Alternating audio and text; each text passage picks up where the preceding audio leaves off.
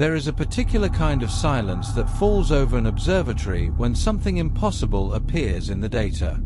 Not the silence of emptiness, but the silence of held breath, of minds refusing to accept what eyes have already seen.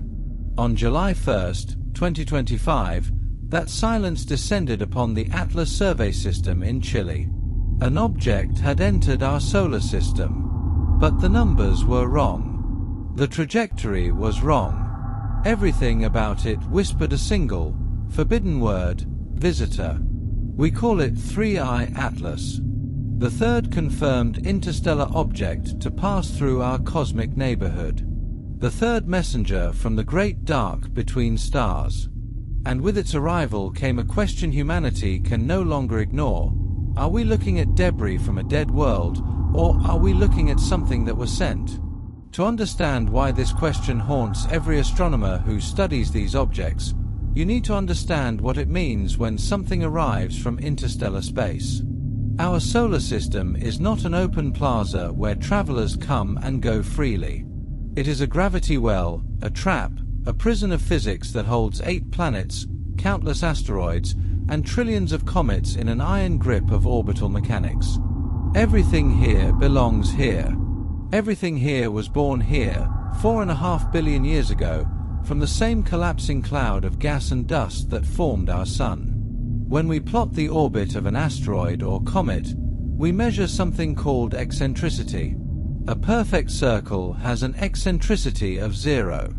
Earth's orbit, nearly circular, sits at 0.017. Comets, those icy wanderers from the outer reaches, can have eccentricities of 0.9 or even 0.99. They stretch far from the Sun on elongated ellipses, but they always return. They are prisoners on very long leashes, but prisoners nonetheless. Because their eccentricity, no matter how extreme, never reaches 1. An eccentricity of exactly 1 means a parabola. The object approaches the Sun, whips around it, and leaves, never to return. An eccentricity greater than 1 means a hyperbola. The trajectory is unbounded. The object is not orbiting. It is passing through.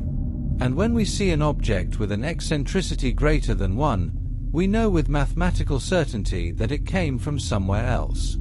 From another star. From a place so distant that our Sun is just another dim point of light in an alien sky. 3I Atlas arrived with an eccentricity of approximately 1.045. It is not ours. It has never been ours. And in a few years, it will leave our solar system forever, continuing a journey that may have begun millions of years ago. But this was not the first time we had seen such a thing. October 19, 2017. Robert Werrick was examining images from the Pan-STARRS telescope in Hawaii when he noticed something moving through the constellation Cancer. Fast. Too fast. When the orbit was calculated, astronomers realized they were looking at something that should not exist. An object roughly 400 meters long, tumbling end over end, shaped like nothing we had ever seen in our solar system. Elongated, almost cylindrical, with a length-to-width ratio of at least 10:1. We named it oumuamua, a Hawaiian word meaning scout or the first distant messenger. And then oumuamua did something that objects are not supposed to do. As it retreated from the Sun, it accelerated. Not by much. Just a tiny deviation from the path that gravity alone would prescribe. But that deviation was real, measurable, and unexplainable by any natural process we understood. Comets accelerate when they approach the Sun because the Sun's heat vaporizes their ices, creating jets of gas that act like tiny rocket engines. This is called outgassing, and it is well understood. But oumuamua showed no signs of outgassing. No tail. No coma. No cloud of dust and vapor. Just smooth, anomalous acceleration away from our star. The scientific community offered explanations. Perhaps it was a hydrogen iceberg, sublimating invisibly. Perhaps it was a nitrogen glacier, a fragment of a Pluto-like world shattered by some ancient collision. Perhaps it was covered in a layer of organic material that created thrust through photochemical reactions we had never observed before. Each explanation required us to invoke something we had never seen, to imagine materials and behaviors that existed only in theory. And each explanation, while possible, felt like a scientist's way of saying, "We do not know." One astronomer, AVI Leb of Harvard, suggested something that made his colleagues deeply uncomfortable. What if, he asked, oumuamua was not natural at all? What if it was a light sail, a vast sheet of reflective material pushed through space by the pressure of starlight, sent by a civilization that existed long before humans walked the Earth? The shape would make sense. The acceleration would make sense. The lack of outgassing would make sense. Everything about oumuamua, in fact, made more sense as technology than as nature. The reaction was immediate and visceral. Scientists lined up to denounce the hypothesis. Not because it was impossible, but because it was unprovable, unfalsifiable, unscientific. Because the moment you allow the possibility of alien technology into your calculations, you open a door that leads to madness. Every anomaly becomes a potential signal. Every unexplained phenomenon becomes evidence of intelligence. The universe stops being a place governed by natural law and becomes a place where anything might be watching, anything might be waiting. But the door had been opened, and it would not close.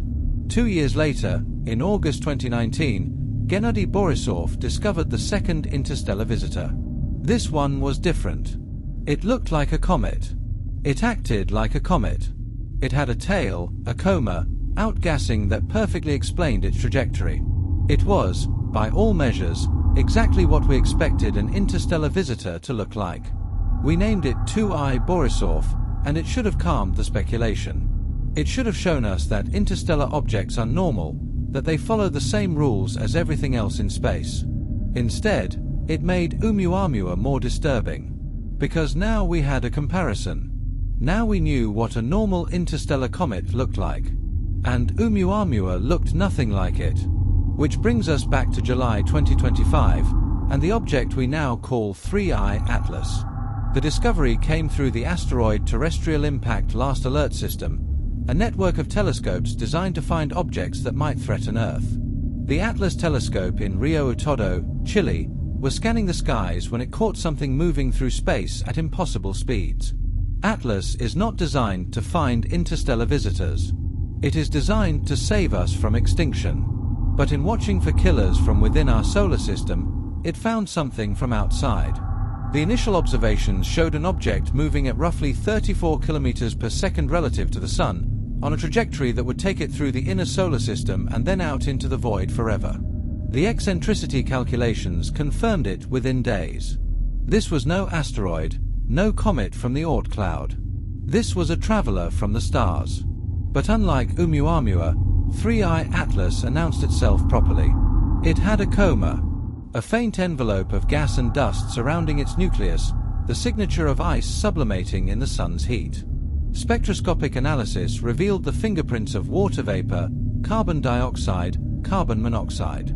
All the molecules we expect from a comet. All the chemistry of a frozen world that formed around another star billions of years ago and has been wandering the galaxy ever since. Here, at last, was a normal interstellar object.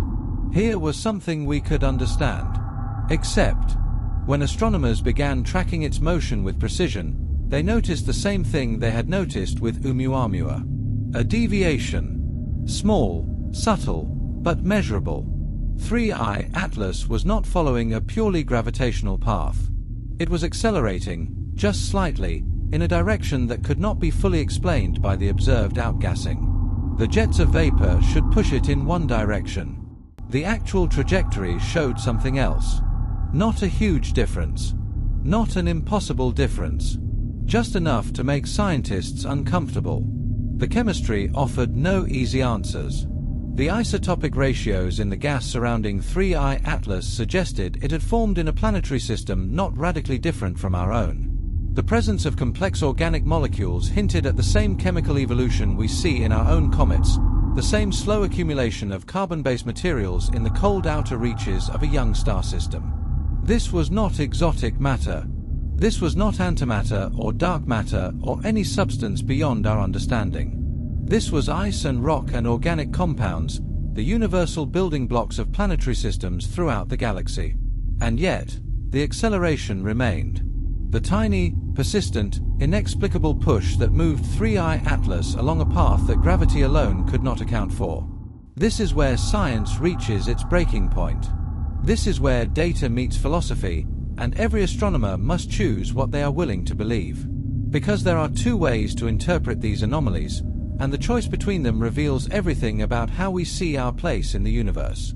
The first interpretation is the conservative one, the one that preserves our understanding of nature while stretching it to its limits. Perhaps, this interpretation says, we simply do not understand comets as well as we thought we did.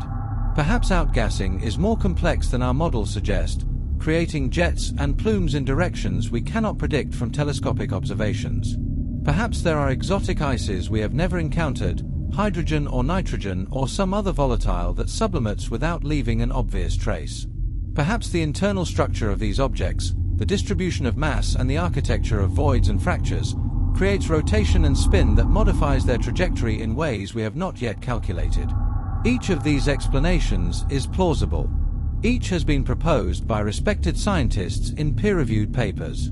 Each represents a conservative extension of known physics, a refinement of existing models rather than a revolution.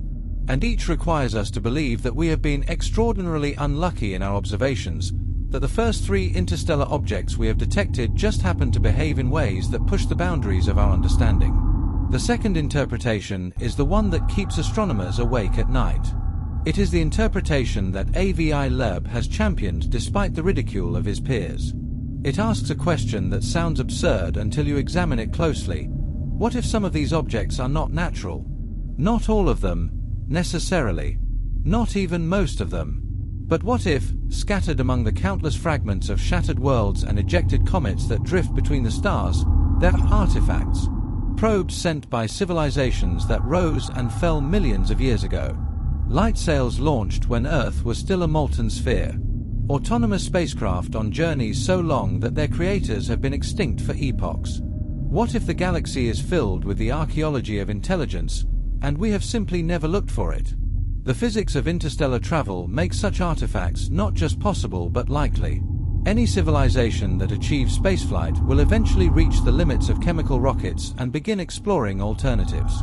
Solar sails, pushed by photon pressure, require no fuel and no energy source beyond the light of stars. Once deployed, they accelerate continuously, slowly building to speeds that chemical rockets could never achieve. They are perfect for exploring the galaxy, for sending probes to every star system within reach, for broadcasting the existence of intelligence across the cosmos.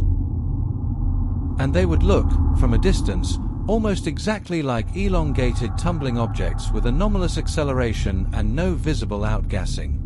The Galileo project, founded by Loeb and a team of scientists who share his willingness to ask uncomfortable questions, has begun a systematic search for interstellar objects that might be technological in origin. They have deployed telescopes specifically designed to detect and track these visitors, to analyze their properties with enough precision to distinguish between natural and artificial origins. They are not looking for little green men. They are looking for engineering. For symmetries that nature does not create. For accelerations that follow patterns rather than randomness. For radio emissions, heat signatures, material compositions that betray the hand of intelligence. Because here is the uncomfortable truth. If even 1% of interstellar objects are artificial, we should be detecting several per year. The galaxy is old. 13 billion years old. If intelligence arises with any regularity, if technological civilizations survive long enough to build and launch interstellar probes, then the space between stars should be crowded with their remnants. We should be swimming in alien archaeology. We should find evidence not occasionally, but constantly. And maybe we are. Maybe we have been finding it all along, but calling it comets. If 3I Atlas is natural, if it is simply a fragment of a planetary system that was disrupted by the gravity of passing stars and sent tumbling into the void, then its discovery tells us something profound about how common interstellar exchange is in our galaxy. It tells us that solar systems are not isolated islands, but nodes in a vast network of material flow. Every star system sheds comets and asteroids into interstellar space. Every star system captures objects from other stars. Over billions of years, the chemistry of one system mixes with the chemistry of another. Life, if it exists elsewhere, could seed itself across the galaxy through this process. The organic molecules we detect in interstellar visitors could be the precursors to biology on countless worlds. We could all be related, separated by distance but connected by shared chemistry that has been spreading through the cosmos for eons. This is the hopeful interpretation. The interpretation that makes the universe feel less lonely. We are not alone because we are all children of the same galactic ecosystem, all built from the same materials that have been circulating between stars since the universe was young. But if 3I Atlas is not natural, if it is technology, then the implications become darker and stranger. Because if it is a probe from a civilization that may no longer exist. It is a message in a bottle, thrown into an ocean of space and time so vast that the sender will never know if it was found. It is evidence of intelligence, but also evidence of mortality, of civilizations that reached for the stars and then vanished, leaving only their machines to continue the journey. The Fermi paradox asks, if the universe is teeming with intelligent life, where is everybody? Why haven't we detected signals? Why haven't we been visited? Why is the sky not filled with evidence of alien civilizations? The usual answers involve vast distances, the limitations of the speed of light, the possibility that technological civilizations destroy themselves before they can become spacefaring. But there is another answer, one that interstellar objects force us to consider. Maybe we have been visited. Maybe we are being visited constantly. Maybe the evidence is all around us, but we have been classifying it as natural phenomena because we never imagined it could be anything else. This is not science fiction. This is not speculation without foundation. This is a serious proposal from serious scientists who have spent their lives studying the universe and have concluded that we need to start looking at our data with new eyes. The Galileo project is not alone. Other groups, other telescopes, other programs are beginning to take the search for interstellar artifacts seriously. The taboo is breaking. The door that Oumuamua opened is being wedged wider with every new discovery. And the discoveries will continue. Our detection systems are improving. The Vera Rubin Observatory, set to begin operation soon, will survey the entire visible sky every few nights, detecting objects far fainter than anything Atlas or Pan-STARRS can see. We will find more interstellar visitors. Dozens. Eventually hundreds. Each one will be a new data point, a new piece of the puzzle. Each one will force us to refine our theories, to choose between natural explanations that require us to rewrite cometary physics and artificial explanations that require us to accept we are not alone. The waiting has begun. The vigil has started. Humanity is watching the skies now, not just for threats from within our solar system, but for visitors from beyond. For messages from the deep past. For evidence that intelligence has flowered elsewhere in the cosmos and left its mark on the galaxy. When the next interstellar object arrives, and another after that, and another, we will be ready. We will measure them with precision that Oumuamua's discoverers could only dream of. We will analyze their chemistry, their structure, their trajectories. We will compare them against every natural model we can devise. And if, after all that analysis, after every conservative explanation has been tested and found wanting, we are left with objects that behave like machines, then we will have our answer. Or perhaps we already have it. Perhaps 3I Atlas, tumbling through our solar system at this very moment, has already told us everything we need to know. Perhaps the data is sitting in archives right now, waiting for someone to look at it with courage instead of caution, to ask the forbidden question and follow the evidence wherever it leads.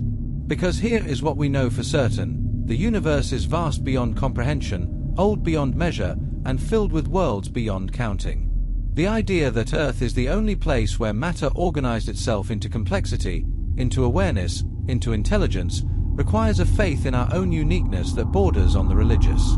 The idea that we are alone demands that we believe in a miracle. That out of trillions of planets orbiting hundreds of billions of stars in hundreds of billions of galaxies, only here, only once, did the spark of consciousness ignite. That is the greater improbability. That is the hypothesis that requires extraordinary evidence. So when we look at 3I Atlas, when we study its strange acceleration and its familiar chemistry, when we debate whether it is a comet or something else, we are really asking a deeper question. We are asking whether we have the courage to accept what the universe might be showing us. Whether we are ready to be the generation that discovers we are not the first intelligence to look up at the stars and wonder. Whether we can handle the weight of knowing that we are not children taking our first steps into an empty frontier, but latecomers arriving at a gallery where the art on the walls was painted long before our world was born. 3I Atlas will leave our solar system sometime in the coming years. It will continue its journey through the galaxy, perhaps for millions of years more, perhaps until it encounters another star system and other observers who will wonder what it is and where it came from. Today, December 19, 2025, it reaches its closest approach to Earth, still impossibly distant at 170 million miles, nearly twice the distance to our Sun. It passes by, indifferent to our existence, carrying with it the questions we asked, the answers we could not quite reach. It will be both a mystery and a mirror, reflecting back our hopes and our fears about what lies in the dark between worlds. And we will keep watching, keep searching, keep asking the question that 3I Atlas has forced into the open. Not because we expect an answer soon. Not because we think the truth will be simple or comforting. But because this is what intelligence does. It looks at the unknown and refuses to look away. It sees mystery and walks toward it, not away. It finds evidence that challenges everything it believes about its place in the universe, and it investigates. That is our nature. That is our purpose. That is why, regardless of what 3I Atlas ultimately proves to be, its passage through our solar system marks a turning point in human history. The moment when we stopped assuming we were alone and started searching for the evidence that we never were. The sky is no longer empty. The void is no longer silent. Something is out there, passing through the darkness between stars. And we are finally learning how to look.